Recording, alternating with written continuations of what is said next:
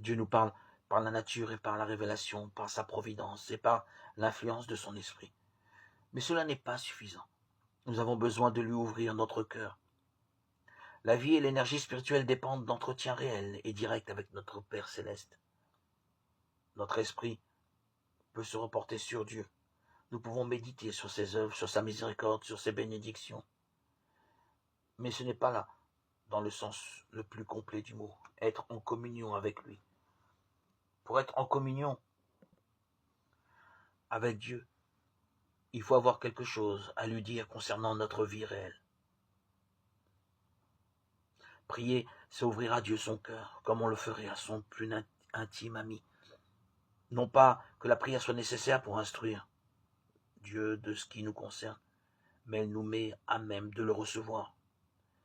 La prière ne fait pas descendre Dieu jusqu'à nous, elle nous élève jusqu'à lui.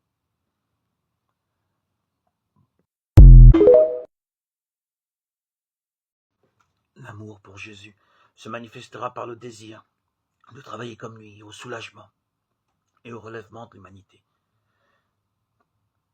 Jésus nous poussera à l'amour, à la tendresse, à la sympathie envers toutes les créatures de notre Père céleste. La vie terrestre du Sauveur n'a pas été une vie d'aise et d'égoïsme.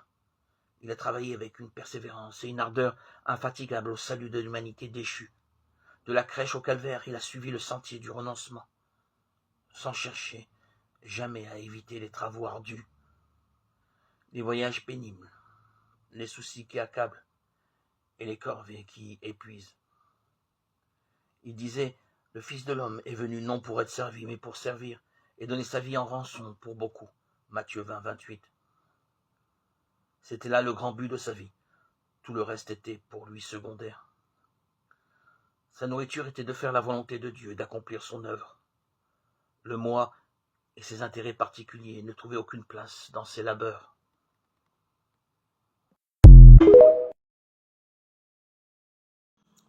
Ma vie se consume dans la tristesse et mes années dans le gémissement. Ma force vacille à cause de mon iniquité. Psaume 31, 10. La vie éternelle, c'est qu'ils te connaissent, toi, le seul vrai Dieu, et celui que tu as envoyé, Jésus-Christ. Jean 17, 3. Notre vie est largement touchée par la souffrance et la mort en est le terme inéluctable. D'où l'interrogation de beaucoup sur le sens de leur existence. À quoi ça sert de vivre? La vie a-t-elle un sens si je dois en passer une partie à souffrir? Quel sens donner à l'existence quand le bonheur semble fuir sans cesse? Un livre de la Bible, l'Ecclésiaste, donne une réponse à cette question. Tout est vanité et poursuite du vent. Non. L'existence terrestre n'a pas de sens si l'on en exclut Dieu.